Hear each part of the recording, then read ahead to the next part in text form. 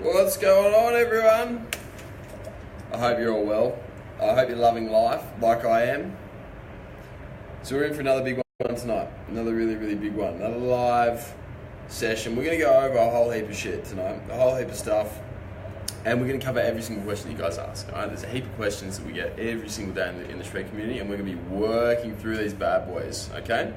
So what I'm going to do is, as soon as my silly computer loads up, I'm going to share this in the Shred community. I'm going to do my usual multitask thing. You know how I can't multitask to save myself? I'm going to do that. And then we're going to get on into it, okay? And I'll talk to you guys a little bit about me, because I don't really talk much about me, which is a bit silly because, like, you know, I've done a fair few things that a lot of people here want to do. So we'll go after all that, go over all that, and then we'll discuss it. And then we'll talk some gains, because as I said, we've got some really epic questions before. So I'm just going to share this in the group now. Bam, bam.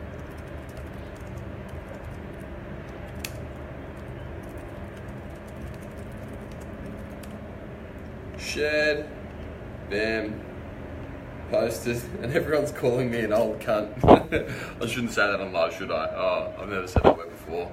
Yeah, I'm getting old, guys. I'm 24 now. I'm 24. What the fuck?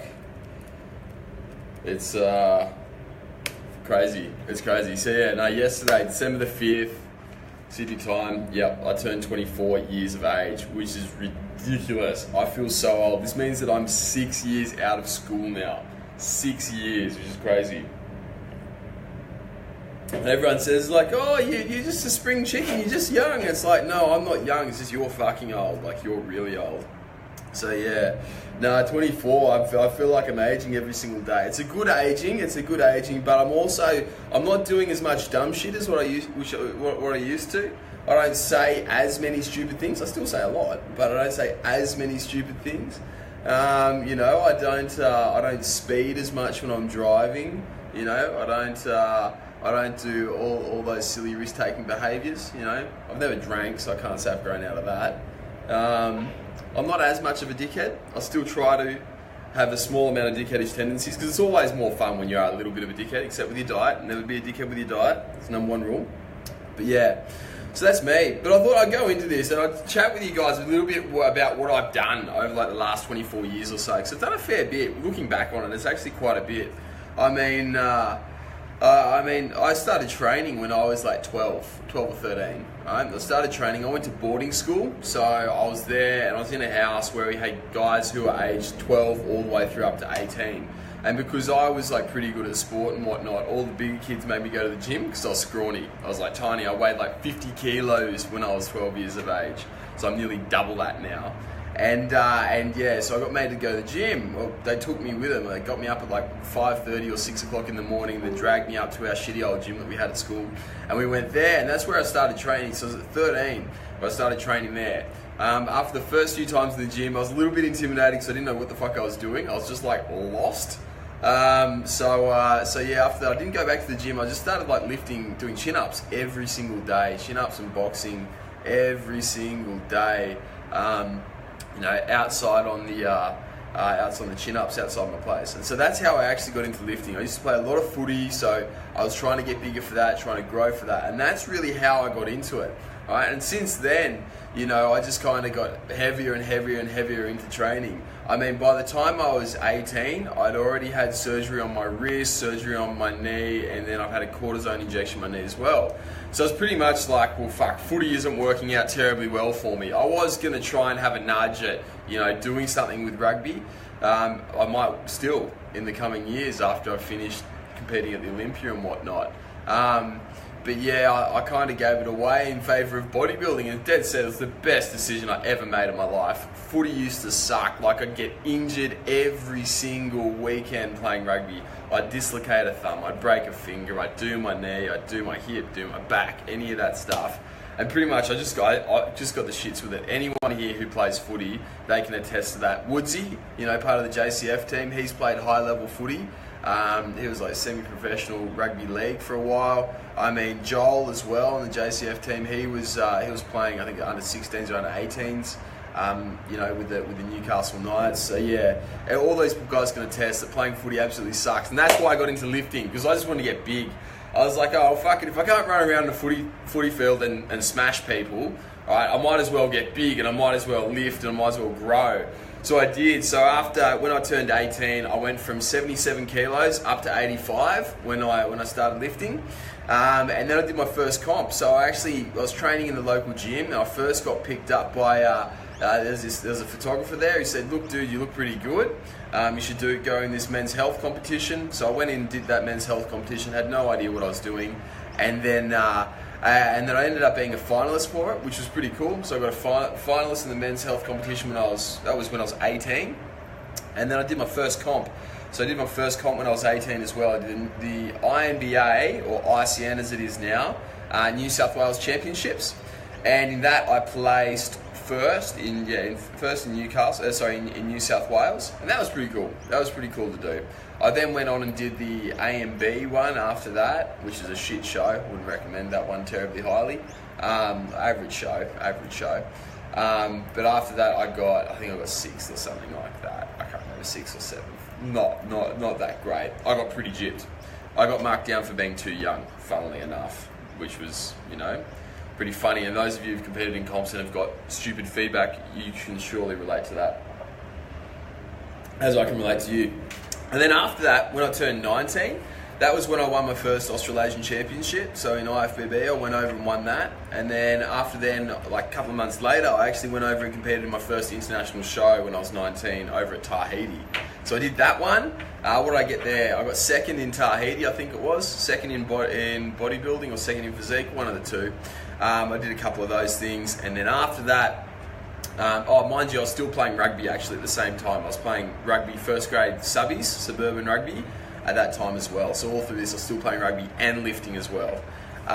So I did that, and then towards the end of the year, that was the Nationals, IFBB Nationals. I placed 2nd there, and that's where I qualified to go over to the United States, and I had my first Arnold Classic that I competed in. So over there I got, what did I get? I got 3rd. I got third out of all the amateurs in the world at the Arnold Classic in the US. All right, so that was when I just turned 20 actually when I did that. And then straight after that, I flew back, and literally the next week I won my pro card.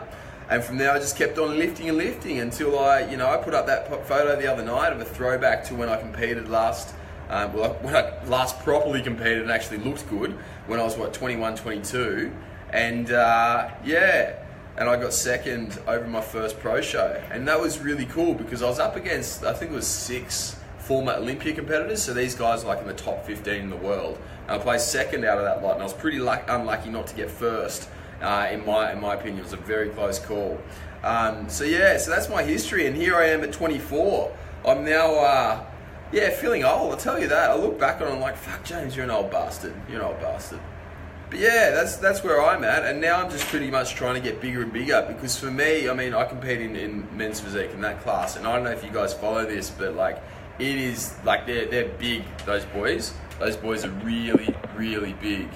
They're really, really big, and so I've got to put on another 5 kilos or so, and that's what I'm gunning for at the moment. Just lifting, eating, eating all the foods, drinking a shitload of protein, all that. Yeah. So that's where I'm at. And I guess on top of that too, I should tell you guys about what I did with uni. So I also study. I'm not just a jock. I am a bit of a jock. I'm a lot of a jock actually. I'm a massive jock. But at the same time, I do love reading. I do love studying. I mean, at uni, I did medical science. I originally wanted to go into medicine, be a doctor, and then specialize in endocrinology. And pretty much what I saw throughout my time in the fitness industry was that doing medicine's pretty shit. Like, it's actually not good at all. You don't have much flexibility with the ways that you can treat people. The treatment methods are super, super outdated. Everything that you learn at university is geared towards retroactive medicine rather than proactive medicine. So that's why you guys, for those of you who run your blood tests, my advanced guys, that's why it's so hard for you to get your blood tests done, because doctors only want to test stuff when it's wrong, as opposed to looking forwards and trying to prevent bad stuff from happening. And so that was one of the big disagreements I had with the medical industry. Yeah, there's some fantastic things that the doctors do, some really, really great things, but largely it was retroactive. And so I finished my degree in medical science, and I thought, fuck that, I'm not going on to do medicine. No way in hell.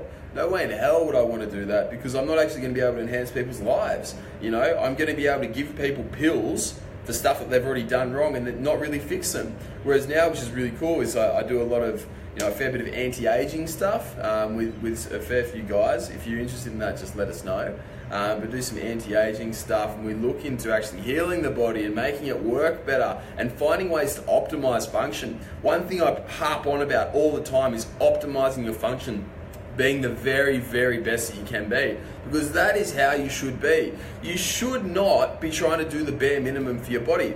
I tell you what, guys, I'm going to live till I'm 150, all right? Unless some dickhead bus driver hits me, okay, which I'm sure he won't because they're all top blokes. But unless a bus hits me, I'm not going down. There's no way in hell I'm going down, all right? I'm going to get to 150 and you can watch me.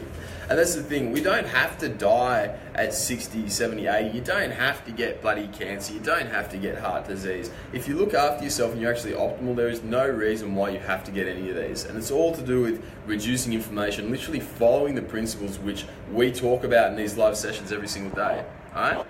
So yeah, so that's a bit about me and where I'm at. I'm an old fart, all right?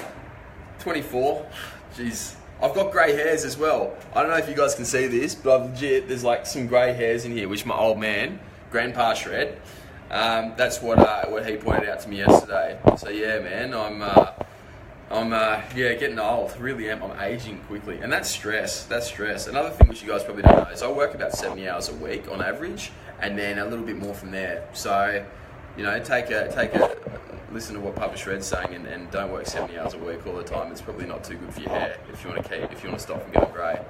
Okay. Now I've got to read these questions. Now Fardy's just asked, how does it feel to be old, bro? Yeah, Fardy, it's good. I feel wise, you know what I mean? I turned that leaf yesterday and I was like, oh, I'm 24. I feel wiser. More wise, I should say. And yeah, no, I definitely feel more wise. But other than that, I feel fucking amazing because life is awesome. Next one, Melanie's just asked, only 24. Yep, that's correct. Only 24. Kylie, it's my birthday also. Happy birthday, Kylie, you legend. Kelly is 42 on Sunday, same. Yeah, man, 42, that is old. Kelly, you're getting old, but you're still shredded, all right? So that's the main thing. Mate, John Harrell reckons 26 is my prime. Is your prime? You reckon?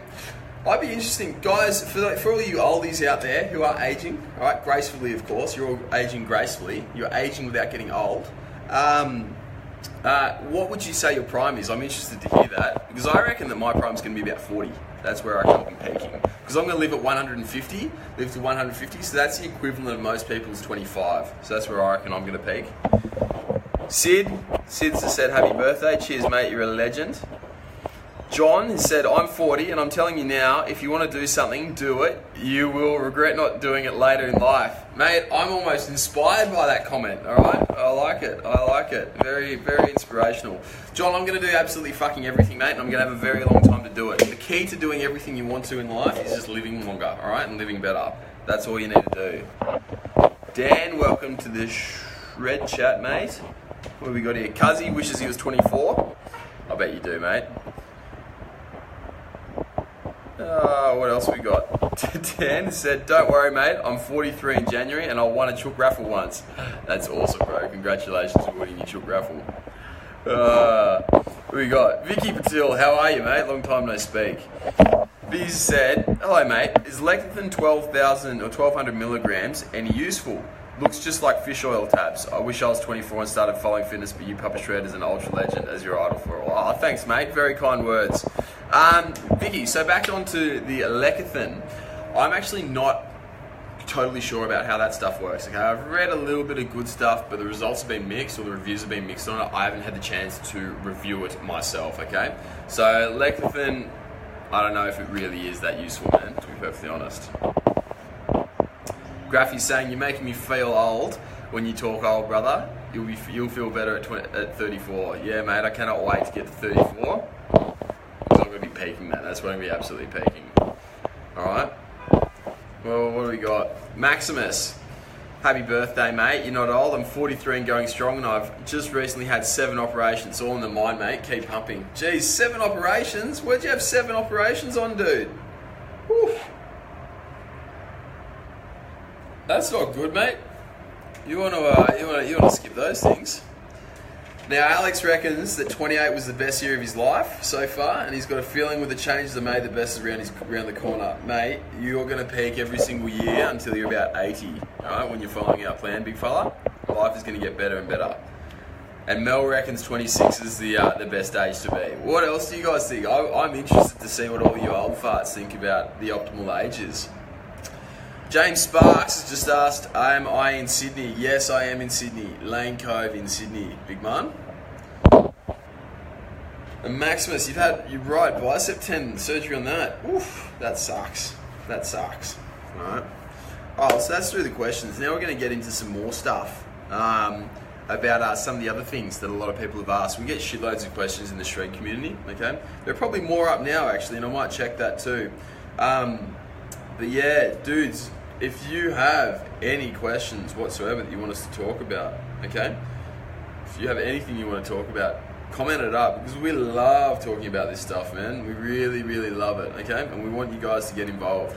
So, pretty much we're going to kick this off, and we're going to go through some of the questions which we have just received. So first things first, Fred Selick, I can't remember how to pronounce it, sorry brother, has just said, proteins and gut health. Do we need to supplement with protein shakes? Can the body really absorb so much protein? Okay, so with protein and gut health, let's go to the first question, all right? One thing that a lot of people get, mixed up with all the time is, does protein, or is my protein intake actually ruining my gut? A lot of people, when they eat protein, such as meat or even whey shakes, they get really super bloated.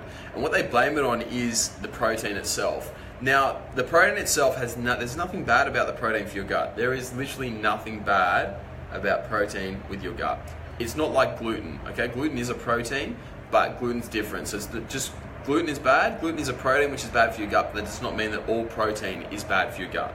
Okay, so what you need to do is you need to make sure that your digestion of protein is optimal. Right?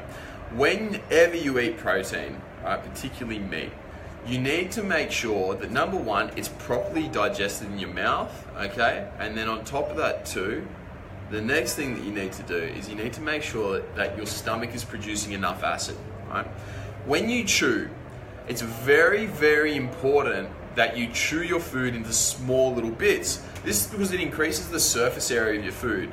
So if you just honk down a whole steak, all right, and you don't chew it at all, this means that your stomach acid can only break down the outer bits of the steak, okay, before it passes through, or it's very difficult for it to do that, and you need a lot more stomach acid. However, if you chew everything up into really fine little particles and you chew everything very, very well, when it goes down into your stomach, the stomach acid has got lots of little things to bind around and break down, and it's got a lot more surface area to get a hold of, so that it can make the digestive process so much easier, okay? So you need to make sure that that is what you're doing, that you have proper chewing, that you are chewing properly, right? And you have enough hydrochloric acid in your gut. If you are worried that you don't have enough hydrochloric acid in your gut, have some more apple cider vinegar, okay? Take some beta and HCl. That's what will help it. On top of this too, I see every single person who is stressed and has low GABA levels as having the symptoms of low hydrochloric acid levels in the stomach, all right?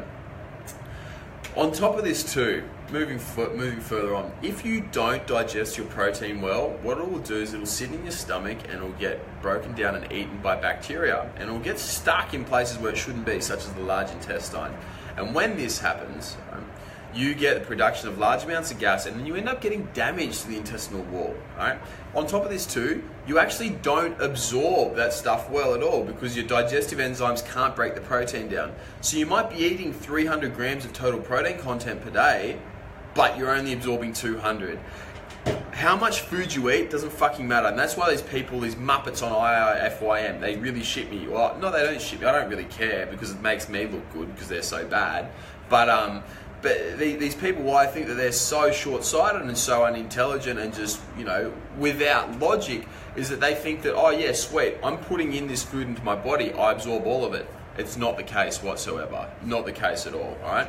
It doesn't matter how much food, it doesn't matter at how much food that you eat, it matters how much you absorb and how much your gut can actually take, okay? The next one.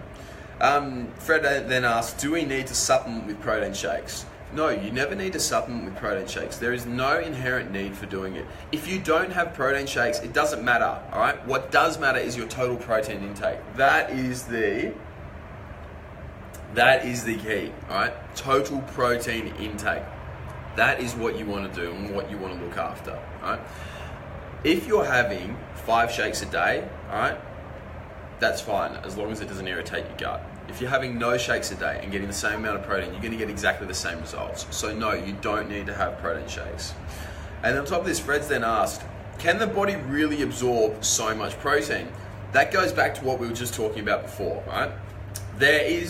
I'm sure a lot of you guys have heard of that myth, right? Very untrue, by the way, very untrue. This myth that you can only absorb 30 grams of protein at any one sitting. That's bullshit. There is no evidence to suggest that that is actually the case. It doesn't happen, all right?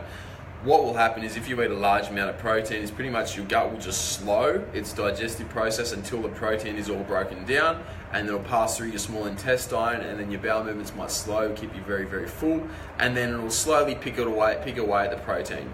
When you put energy into your body, if you put food into your body doesn't want to waste it, okay? It's only when you do something stupid, all right, like eating a food which irritates your gut, or you don't chew your food properly, where your body physically can't look after that food and it can't utilize that food, okay? But you don't just shit out protein, all right? Just because you're eating 300, 400, 500 grams of protein a day does not mean that you're going to shit it out, or you're not going to get it out. The other thing too, I remember back when I was 17, we went down to the Australian Institute of Sport.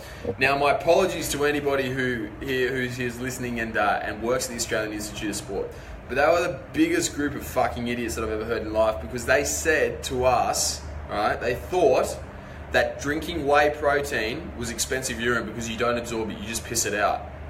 You don't just piss out your protein. It doesn't happen like that at all, okay? So you don't just shit out your protein, you don't just piss it out if you have too much, right? It just, plain and simple, doesn't happen. Now the next one. Is pea protein an alternate to whey? Yes, you can use pea protein in place of whey. In fact, I did for a long time. I couldn't take whey protein for a very, very long time. It just didn't sit well with me at all, right? So I started using pea protein. It was fantastic. I got no bloat off it, no bad symptoms whatsoever. I still grew, still stayed lean.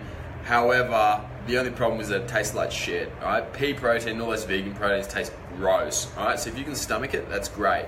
If you can't, well, yeah, join the club, because they're not very nice. They're not very nice at all, even the flavored ones, okay?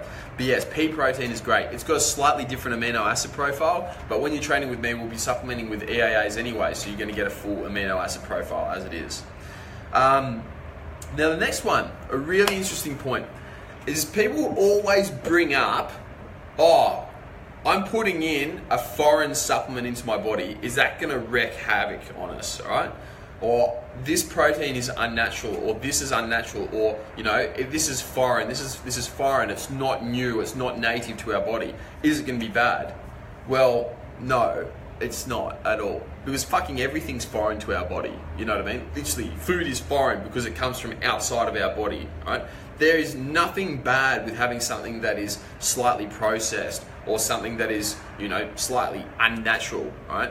Just because it's unnatural or processed or foreign doesn't mean anything, right? Literally does not mean anything whatsoever. The only thing that really matters is, number one, does it stimulate an immune reaction? Number two, does it ruin your gut, causing any of those gut issues, all right? Anything like that. Number three, does it make you feel shit, all right? They're the only three things you got to worry about. As far as the source, who gives a shit? It does not matter whatsoever, all right? People go on all the time and say, oh, well, my glutamine is naturally fermented or organically fermented. Yeah, so fucking what, all right? And they're like, well, organically fermented L-glutamine is better than the artificial L-glutamine, which is made from feathers. No, it's fucking not. It's the same thing. In the end of the day, this is an amino acid, this is an amino acid. Same shit, okay? It's as simple as that. You don't need to worry, all right, about having foreign things to your body or processed foods or any of that stuff, okay? It really doesn't matter. What it comes back down to is, how do you feel? What does your blood show? What does your gut show? What does your brain show? Okay? If you're eating processed and foreign foods all the time and you feel fantastic and you are performing optimally, then yes, all right? It's going to be fine. You're not going to have any issues whatsoever, okay? So the next question we then got is, now Will and Fred also asked about growing on a no-carb diet. Can you grow on a no-carb diet? And the answer is yes. All right, there's a very, very smart man who my coach Rawdon talks with a lot. His name's Menno. And Menno, he suggested that having a keto diet is actually more effective for muscle gain than having a higher carb diet. All right, go figure that. So a very low carb diet may actually improve the rate of muscle gain. Well, that's what one of his studies suggested, okay? That is what one of his studies suggested. And so, no, you do not need to have carbs in order to grow. I have done plenty of preps on literally zero carbs. I function very, very well on low carbs or no carbs. And the thing is, the ideal sign, or the sign of optimal health and optimal function, is when you can run off no carbs whatsoever. When you can just do, literally zero carb days and still feel great. I could go from 500 carbs today to no carbs tomorrow and I would not feel different whatsoever. Okay, my pumps would be the same, my energy would be the same, my strength would be the same, all that, all right? So that is the sign where you are optimally functioning with your body. Your body's functioning really, really well. So no, you do not need carbs to grow. However, all right, now Menno, that smart bloke, the scientist, he has suggested that, yes, no carb diets will be better for muscle gain. I see differently to that, all right?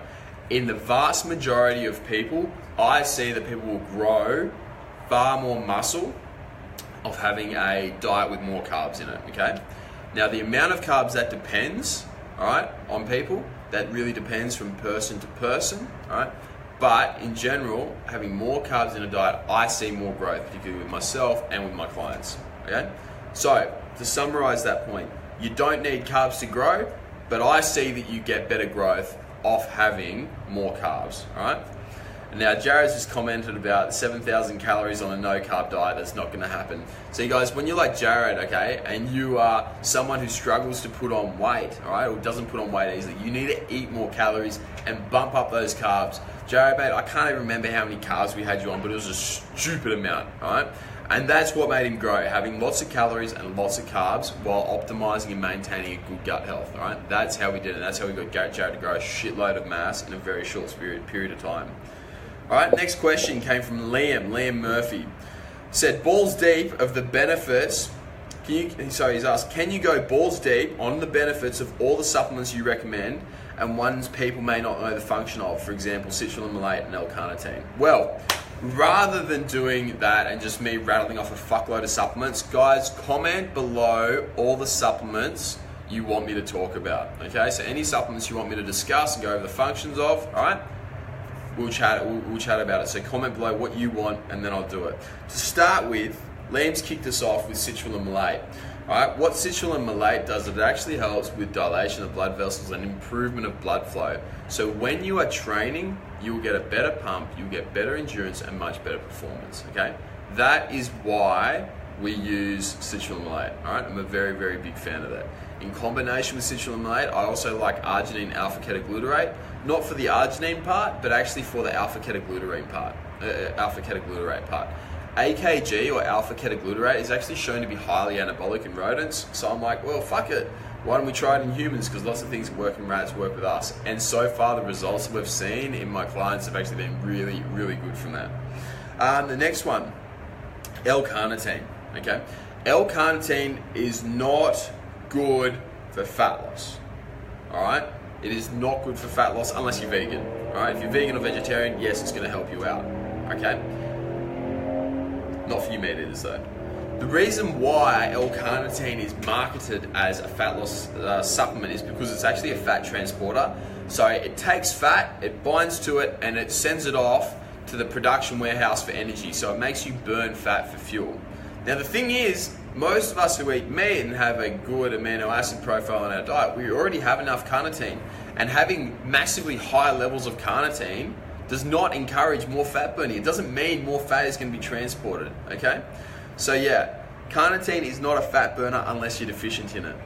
However, what it is good at all right, what it is really good at is in increasing your brain function. Okay, so when you have acetyl L-carnitine, that's really good for increasing acetylcholine, and acetylcholine is the one that makes you think. It keeps your brain function going, and it actually allows muscular contraction. So it's fantastic for that. So if you are feeling a little bit sluggish before your workouts, you can just pop 2 grams or 5 grams of acetyl L-carnitine, and you should feel really quite good after it if you combine it with some dopamine, stimulators or dopamine precursors, and then a couple of other choline precursors. Right? So any other ones that you want to go over, comment them below. Now Fred's just asked EAAs versus BCAAs. Look, EAAs and BCAAs are both fantastic. I use both of them. All right, Sabedo is coming out with a brand on Friday. All right, Sabedo Supplements is finally bringing out the naturally flavored BCAAs, EAAs, electrolytes, and artificial sweetener-free sweeteners. So it's sweetened with stevia. Finally got it. Fuck, it's taken ages, but we've got it here, which I'm very excited about. But yeah, so with them, they're both great, okay? Some studies have shown that EAAs are better than BCAAs for growth, but look, I see benefit of both. Pretty much for me, whether I choose EAAs or BCAAs, it's literally what's there, okay? In the end of the day, we get enough essential amino acids by eating food, okay? And with BCAAs, well, you know, they're obviously the building blocks of protein, and it contains leucine, which is the stimulator of mTOR, which is muscle growth, okay? The next one, John's just asked about creatine. Creatine's fucking phenomenal, okay? What creatine will do is it'll make you stronger, all right? And it'll increase your energy stores, as well as improving the amount of water you store in your muscles, okay? When you have more water in your muscles, okay, you will be stronger, right? And you'll also look a shitload bigger and a shitload fuller, okay? So it's fantastic stuff. Next one. Will has just asked, is creatine worth the money? 100% it is. And it's cheap as chips, man. It's absolutely cheap as chips. Now, Dominic Moran's just asked about Tren D-Bol and D-Bol versus Tren. Man, like, why are you asking that? Like, we're not here to talk about fuckloads of gear. But look, if you really want an honest answer on that, man, I'd say, yeah, dude, get a coach on who's going to coach you with that stuff, because Trenbolone is very, very, look, Trenbolone, guys, for those of you who don't know, Trenbolone is like a steroid, as is D-Bol. Trenbolone is normally an injectable steroid, and D-Bol is normally an oral one, which you can take as a pill, okay? Now, I haven't touched them straight up, so I can't comment from personal experience, but what I can say is that Trenbolone is shown repeatedly in several studies now to actually cause neurotoxic effects. Alright, so it's actually bad for your brain. So don't take Tren, alright? You don't want to take massive amounts of Trenbolone, ever, alright? As for D-Bol, I don't know, that's beyond my area of expertise, man, so I won't comment on it.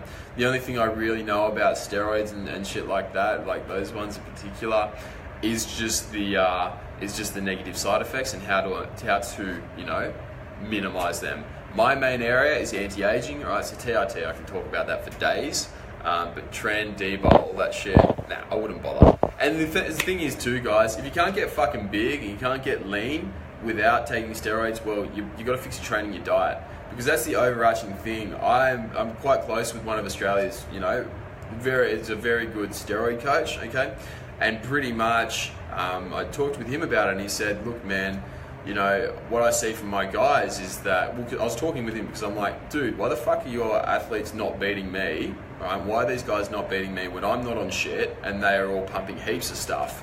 And the reason was because they don't follow their diets, all right? So if you don't follow your diet, if you don't train hard, okay, even when you're on anabolics, you're not going to look good, all right? It's not like a be-all and end-all fix. So the thing that you need to come back to is the diet and training, okay, that beats everything. Now, I've got 6 Olympia qualification points without having to use steroids at all, right? You know, it's not something that I, you know, really, really want to do. I didn't need to use anything at all to get that. And if you can't get there as well, you're just not working hard enough. That's simply it, okay? You don't need to take steroids. If you choose to take them, well, all power for you, go for it, you know, but you shouldn't be relying on them as a crutch. Timmy Nesbitt has just said, any creatine types that don't create the moon phase. The moon phase is due to water retention, there's poor blood flow, okay? So taking creatine itself, creatine isn't actually stored in your face. It doesn't actually make you hold on to more water. What makes you hold on to more water is high levels of inflammation throughout the body, okay? So when you have, all right, shitloads of inflammation and gut issues and whatnot caused by creatine, because some creatines really irritate the gut, such as monohydrate, all right, they will cause the moon phase. But the creatine itself, that's stored in your muscles, okay? So it's stored in your muscles and expanding in your muscles, not in your face, all right? Tommy Begley has just asked creatine and Crohn's. Big fella, good question. With any gut issue, you have to be really careful with these things, okay? And you just need to, it's a case-by-case basis. Some people are fine with creatine. In fact, most people are fine, but some people are not fine, okay? So you need to be really, really aware of yourself. Now, Jared said, I found when I took creatine, all I did was piss. That's interesting because creatine should actually theoretically make you hold more water, okay? So it'd be very interesting to see if maybe you were increasing your water intake while you're on the creatine. Fred has just asked, will tren affect gut health? Mate, I actually don't know if there is any evidence or any studies which have looked at human trenbolone consumption or human steroid consumption in gut health, okay? I don't know if there's anything like that. It's injectable, so it doesn't have to bypass the gut lining. So I'd say, well, to be honest, it shouldn't do it. However, with that being said, there was a really cool study which came out a few years ago now, which analysed the effects of people who were taking steroids. Okay, when people took steroids, as testosterone, it actually changed the bacteria on their skin. So it made a form of streptococcus, form of strep, a lot stronger, and it made it like a superbug type thing. So that could actually help. It could actually not help. It could actually hinder the gut microbiome. It's a really good question, man. And to my knowledge, there's no research which actually covers it just yet. But as steroids become more and more accepted within mainstream society and more people can start using it for TRT, which is testosterone replacement therapy and whatnot, there will be info that will come out on that, man. But yeah, for me, man, I've got no idea. I actually don't know if there's any research out there to talk about that. Now, Don Moran is saying, John Harrell, wasn't D-Bol created for animal stock? Most steroids were created for animals, all right? So trenbolone was created for cattle, D-Bol probably, I don't know. All right, most steroids are created for cancer, all right? Cancer and prevention of muscle wasting, animals and veterinary purposes, all right? That's pretty much it. They're the main reasons for it. Now, Tarwise has said, bulking while increasing cardio. I'm attempting to bulk for rugby, but whenever I do copious amounts of cardio, I lose a lot of size and strength. Well, Tawai, mate, you need to change your program to suit it, okay? If you are, look, I competed. I did like 5 shows whilst playing footy, all right? Maybe it was 4 shows whilst playing footy, okay? And that was at a decent level. So it was at first grade suburban rugby level. Man, there's no reason why you can't do it, okay? If you're losing size and strength, then your training's not right, your nutrition's not right, and your supplementation isn't right, man. That's what you got to fix. Ryan Connor. People get too caught up on the pharmaceutical side of the lifestyle rather than the base training. 100%. Most people who get onto steroids, you'll see them at your gym. You'll see them at your gym all the time. They're taking gear and they're still like 70 kilos, right? And that's it.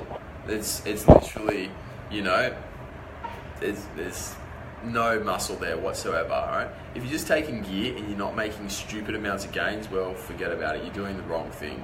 If you haven't made stupid amounts of gains in the first place, well, you know, you don't have any place taking steroids. There's no real negative side effects of steroids that they've actually discovered other than HPTA shutdown.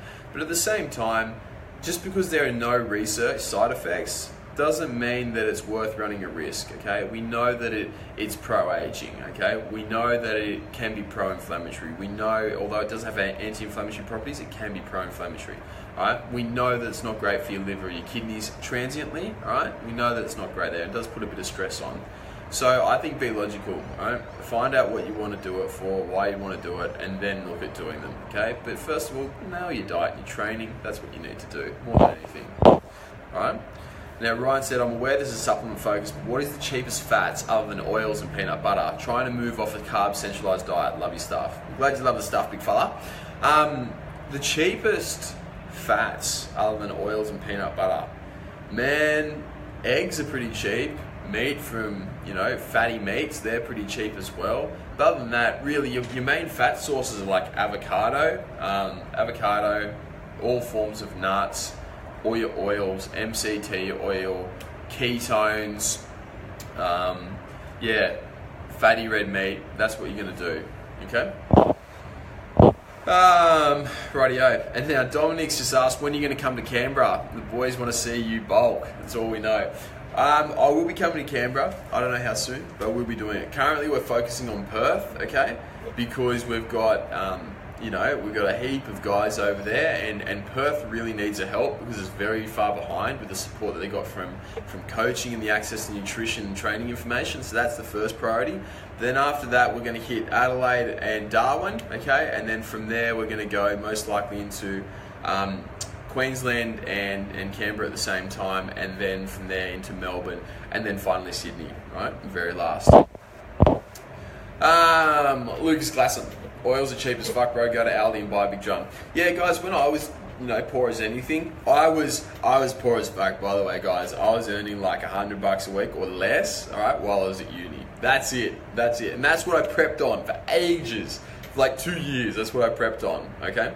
And I just used to drink oil. The boys and I, because none of us had any money, right? We literally just drink oil, straight olive oil, okay? That's what we'd smash, and it works, all right? So if you are on a budget, you can surely use more than $50 a week, all right? And then it'll sort it out for you.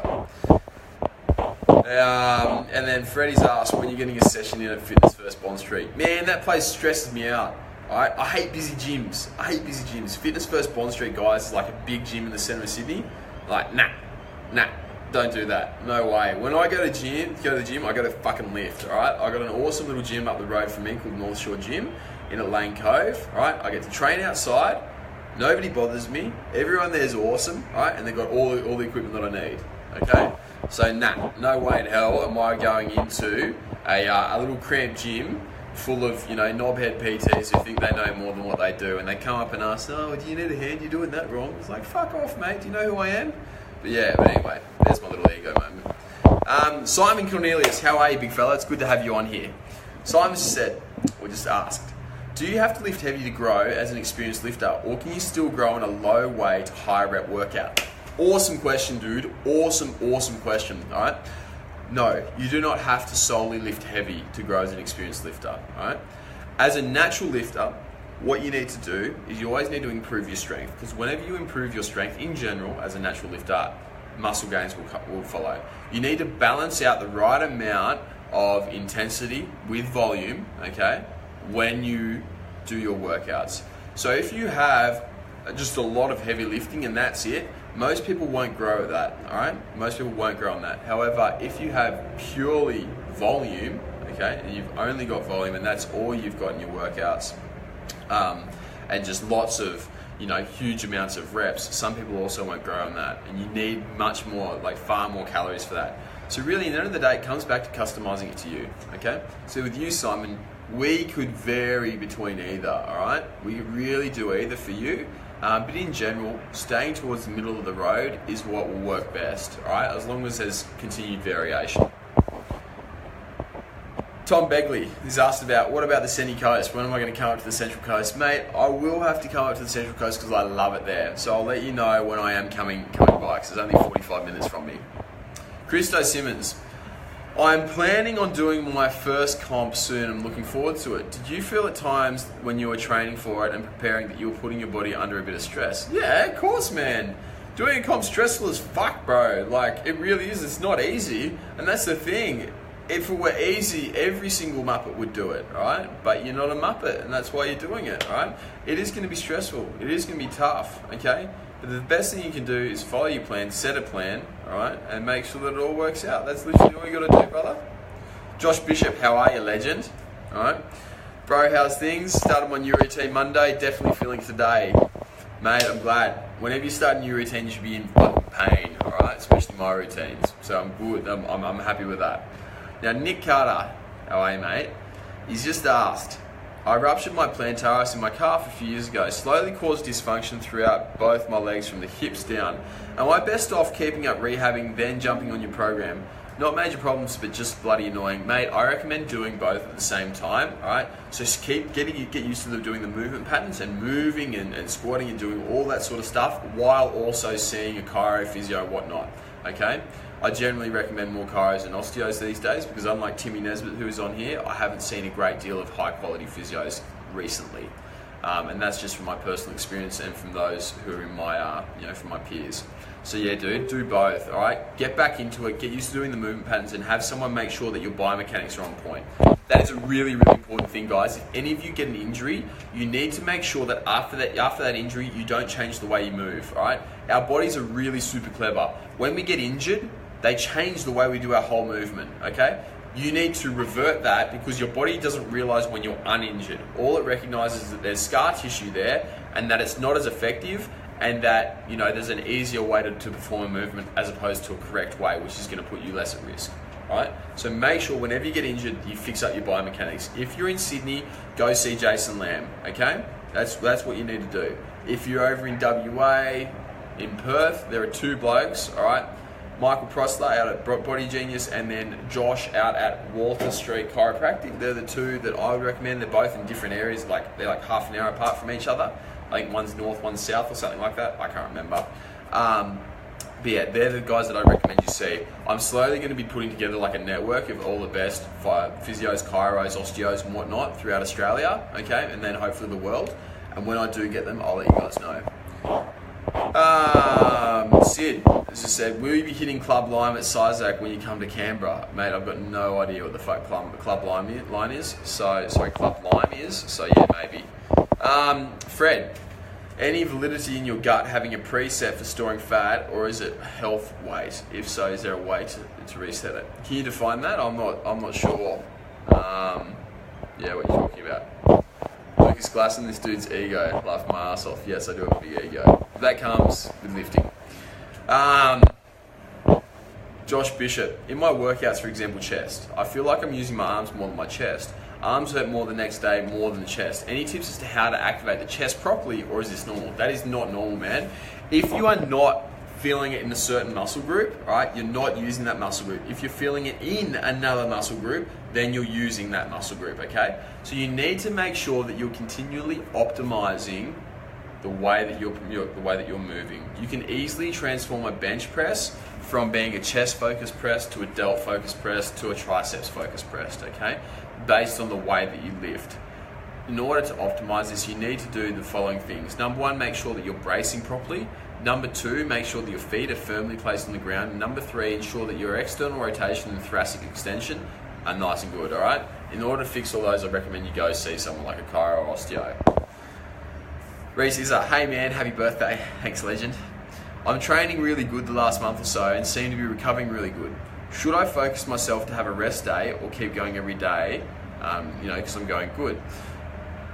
Mate, you should always have a rest day because the thing is if you are having a rest day, okay, if you are having a rest day, you will then perform better after that rest day. If you have 7 days a week of training, you don't get time to recover, you don't get time to replenish your central nervous system, and your muscles don't recover as well, because they do need some time to get back on it. When you do this, what inevitably happens is that your workout performance goes down, it diminishes. So what's actually better is rather than having 7 moderate workouts, what is much better is having 5 fucking epic ones with 2 days of rest. And that's why I generally program all my clients to have 5 days on, 2 days off, okay? Fred's just asked, does your gut have a predetermined healthy weight range that could be wrong? I gotcha. So does your body have like a set point for how much body fat you hold? Yes, all right? Yes, everyone has a body fat set point. The thing is, you can change that, all right? So everyone will always have that body fat that they always revert to. So if, for example, you are lifting and you're looking really good, you're in a calorie deficit, you're eating less, you're controlling what you're eating, and then you go over to Europe and you get on the piss for like 4 weeks or so, you always revert to a certain body fat, okay? But you never go too far beyond it, and it's quite hard for you to move from that body fat stick point. Yes, that does happen, and it is very, very real, all right? I don't know the science behind it, but yes, it is very, very real. Now, the thing with that is that you can change this, okay? So I was always skinny, right? So I was always quite skinny, but I was never like super lean, never like had abs consistently. And over time, I've changed it. So my set point's around 6%. I could go out and binge, and if I could drink, all right, I can't drink for one night, let alone 4 weeks. But if I were to go out and get on the piss for the next 4 weeks, all right, I would probably stay around the same body fat percentage as what I am now, okay? Just a lot flatter, all right? So yes, no, there is a set point, okay? What have we got? Chris Duffy. What's the best thing to treat gout in my knees? Doctor reckons cherries, but I hate cherries. I'm training heaps, but I can't with a fucked up knee. Cheers, mate. Dude, why the fuck would cherries heal gout? I'm perplexed as to why someone would think that fucking cherries can heal gout. I've heard the naturopaths come out with some dumb shit, but that doctor's just topped it, alright? Cherries are not going to fix your fucking gout, alright? Straight up. Excuse my French. My very bogan Australian spoken French, but cherries are not going to fix your gout. Not at all. Gout is like an inflammatory disease of a joint. It's an inflammatory illness of a joint. What you need to do, dude, is you need to fix the inflammation. Where does most of the inflammation start? In the gut, okay? You need to fix your gut. You need to look after your liver. You need to stop eating like a dickhead and start eating smart, okay? That is what you need to do, and that is how you'll be able to alleviate your gout very, very well. Mate, if you need a further hand with this, book in with the boys, all right? JamesCamFitness.com, and they'll be able to help you out, okay? They'll be able to get you started. Because yeah, man, there's nothing worse than training with a shit knee and not being able to fix it. Felipe has just asked, bro, can you talk about short cycles of exemestane? Is it any good? Exemestane is an aromatase inhibitor, okay? And what it does is it reduces your levels of estrogen in the body and increases testosterone. Well, that's in men. In women, what it will do is it'll reduce your levels of estrogen that's produced. I don't know why you want to have a short cycle of exemestane. Estrogen's fucking awesome, right? Estrogen is the thing for all you guys there, right? For all you guys, estrogen is the thing which makes you wake up in the morning with a boner, all right? And how good is that, all right? It's fucking awesome. We all love that. If you're running estrogen blockers, you're not going to get that. You're going to lose your sex drive, and that fucking sucks, okay? You don't want that at all. All right, you're also going to put your brain more at risk, your nerves more at risk, your bones more at risk, your joints more at risk, okay? You can fluctuate with cravings, all those sorts of things. So no, I wouldn't actually recommend using exemestane for short cycles, right? I wouldn't recommend it whatsoever. If you have issues with estrogen, high estrogen levels, all right, you need to fix your estrogen detoxification and fix your gut, fix your liver, all right? Look after yourself more. That is how you do it, not taking, an artificial pill which is going to stop morning woods. All right, we want more morning woods. Everyone wants it. Guys wants it, and your missus, guys, you want it, and your girlfriends, they want it too. So yeah, it's more morning woods. And for girls too, all right, for those of you who are listening here, a lot of girls in the lead up to competition preps, they'll do stuff like, they'll take like aromatase inhibitors, so stuff like letrozole, Arimidex, exemestane, which is what's Aromazine, Nolvadex, tamoxifen, those sorts of things, right, in order to reduce their estrogen levels. The thing with women, right, is that if you're taking that, you actually increase the masculinization effect, right? So you turn yourself more manly. Now, you've heard about all these girls who take steroids and they turn into dudes, all right? Things grow, which shouldn't grow. They get hair and stuff like that. Steroids actually won't cause that. Well, not all steroids will actually cause that unless they're heavily virilizing, okay? What is most important is that there is a balanced ratio between testosterone and estrogen in women, okay? That is the main thing. And if you take these estrogen blockers, then you're going to throw that out of whack and you'll experience the masculinizing and pro-aging effects. Brian's just said, hey mate, heard on the radio the other day that ketones are the 4th type of fuel for the body. Wasn't really listening, but if you heard anything about it. Maybe I heard wrong, but I'm sure you know. Happy birthday. Thanks, mate. Appreciate it. No, ketones are not the 4th fucking type of fuel. They're a fat, all right? I think that's just a marketing stunt more than anything. But yeah, no, ketones are literally fat. That's what fats break down into. That's how you get energy from fat. Well, when you're running ketosis, that's how you get energy from fats. But yes, no, they're just a fat, dude. All right? And what's it even matter if they're the 4th type of fuel? They're great. They're anti-inflammatory, okay? they work quite well. They'll do you good. But yeah, we need to stop all this hype around them, okay? Because at the end of the day, if you're just taking ketones, straight ketones, it's just the same as eating fat, really. It really is. It's just a pre-digested form of fat. I don't see any particular benefit in taking them as opposed to eating a higher fat diet. Rightio.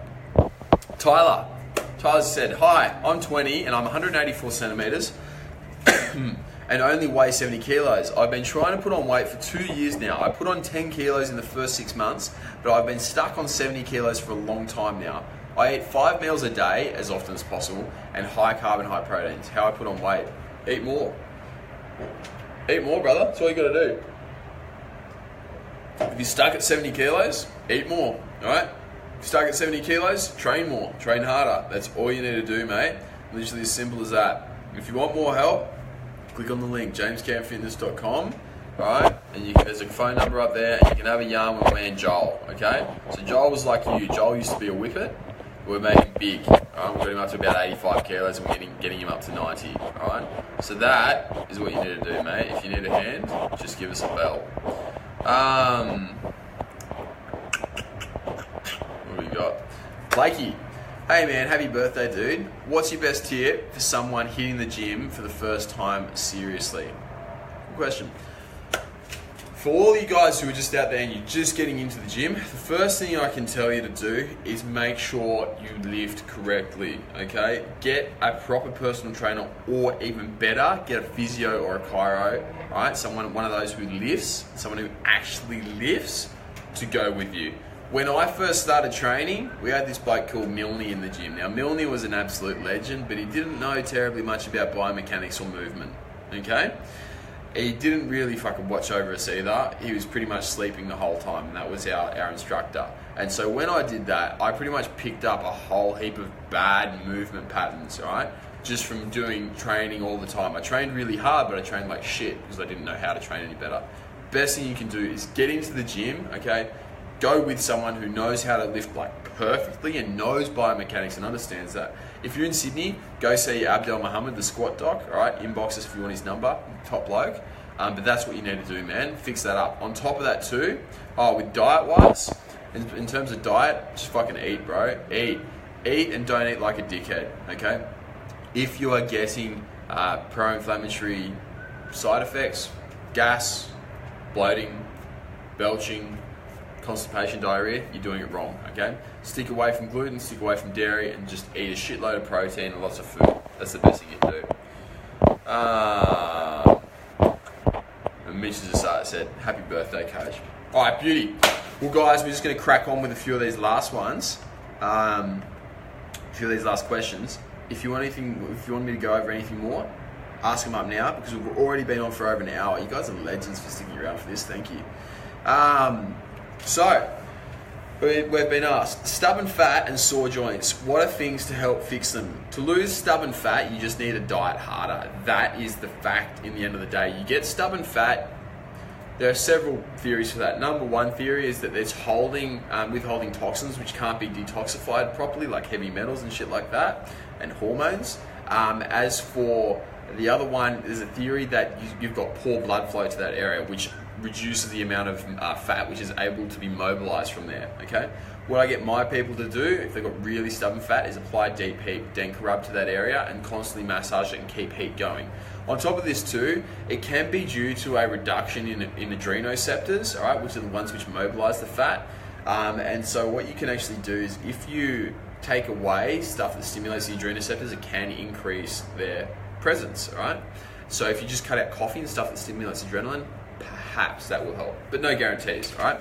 Stubborn fat sucks and everyone gets it, and that's the best info that I've got for you. Sore joints. If you have sore joints, it's one of two things. Number one, you're moving poorly. Number two, you're inflamed, okay? If you feel you move quite well, and if you don't have any issues with your bench press being like crooked and that, or your squat with your ass shifting down to the left or stuff like that, if you don't have any of those issues, then yeah, it's fairly likely that it's just going to be inflammation in your body, okay? So first of all, go get it checked out with your movements, all right, by a chiro, physio, or someone really smart, okay? And yeah, if that's all good, then yes, it's going to be inflammation. Okay, so get on to fixing your inflammation. How do you fix inflammation? You fix your gut health, you stop eating like a dickhead, and you start eating smart. That is all you need to do, all right, in order to alleviate it. After then, if your joints are still sore while doing that, get in touch with me, all right? Get in touch with me and let us know, because pretty much we can fix that super easily, okay? Next one is, how long before sleep should you stop eating? Good question, right? How long before sleep should you stop eating? Doesn't matter. Plain and simple. Literally doesn't matter, okay? If you want to gain mass, generally it might be a good idea to have a bit of, bit of protein before bed, a bit of protein and fat before bed, okay? If you're looking to lose fat, some people suggest that not eating before bed is a good thing. If you've got poor digestive health, some people suggest that you have like a 12-hour period where you don't eat between 7 p.m. and 7 a.m. But at the end of the fucking day, it doesn't really matter, all right? None of these things are really big issues. As long as you look after your gut health, maintain your calories, and track your macronutrient intake, you're pretty sweet, all right? That's it at the end of the day. But, as always, there are individual variations. And some individuals will benefit from each of those, okay? So it really depends on you. That's the best answer I can give that. And Eli's asked, all right, if you have a late training session, should you eat after it? Is there anything wrong with eating after it? No, there's nothing wrong with eating late after having a late training session. But even better is just not training late at all. It is not optimal to be training at fucking midnight, all right? Whatever you're doing, you can always get out of work or get out of whatever in order to go gym early, all right? You can always get to the gym in the middle of the day, no matter what, or before work or after work or anything like that. You always can. There's always a way. Don't catch yourself going to the gym at midnight, because it's not optimal, okay? What do we got? Liam's just asked, what brand of multivitamin do you recommend? Now Foods, just because it's Now Foods. Alex D, good question, mate. Cheat meal. I've been good on my diet for over 5 weeks, but have a planned night out. Single blowout with burgers and desserts. Best way to cover the next day. Don't worry, I'm not going to make it a habit. Good, don't make it a fucking habit. Sorry, that's a little bit intimidating, wasn't it? Promise I'm not intimidating. No, if you have a big cheat meal, the best thing you can do is before the cheat meal have betaine HCl with it, okay? After the cheat meal, make sure you pop a lot of digestive enzymes. When you're having the cheat meal, try and avoid gluten at all costs, and then dairy after that if you can, okay? Bit hard with burgers and desserts, but yes, try and limit it. And then the next day, the most important thing is not to sign yourself up to 4 hours of cardio. Don't do that, all right? Don't do it. That's how you develop an eating disorder, okay? So if you have a big cheat meal and you have a big splurge, don't try and work it off the next day. Fucking stupid, all right? Worst idea ever perpetuated by our stupid, numbskull bloody media, all right? You don't want to do that. You don't want to work on burning it off. If you have a cheat meal, you have a cheat meal. You just train harder the next day at the gym, and you use the extra energy you've got to power you through the next week or so. Right? That's what you need to do. Betaine HCl, digestive enzymes, don't do stupid amounts of cardio, and train fucking hard. Easy. Colby, is it better to train in the afternoon than any other time because of natural test levels? Natural test levels are actually highest in the morning, man. So it actually spikes up in the morning and then drops down towards the end of the day. Hence why when you get your bloods tested, you need to do them fast in the morning. So yeah, no, it's not really better to train the Arvo. I train in the middle of the day at the gym because, well, I'm an online PT and I live the fucking dream. It's awesome.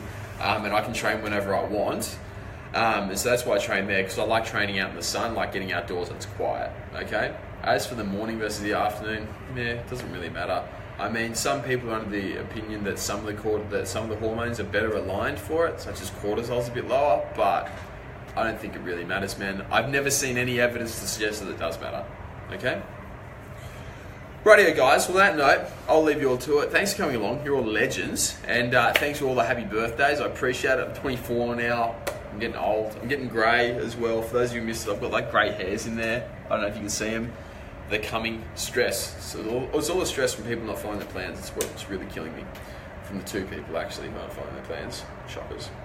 But anyway, on that note, I'm going to stop rambling. I'll leave you all to it. Enjoy your night. If you have more questions, post them up in the Shred community, okay? You know where to find us. You know where to ask. And if you need any more help with your training, your diet, or anything, click on the link, the one that's pinned to the top, all right, jamescampfitness.com. There's a free call link there where you can call my team, have a yarn, all right, and we'll sort you out, okay? Take it easy, guys.